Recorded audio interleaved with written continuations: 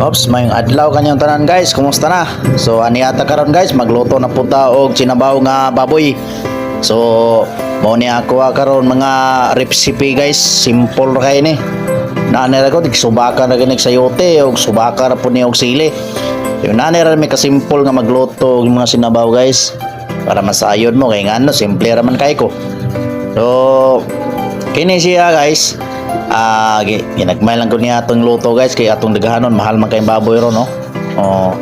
Nanay ko simple lang kayo guys. Importante nga maka natay masudan paniudto ug panihapon ug nay sobra ni kauno na po ni pamahaw.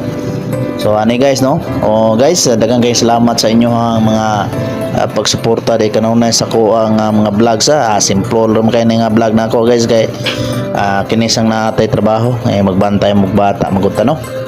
Ay nanay man gani siya guys.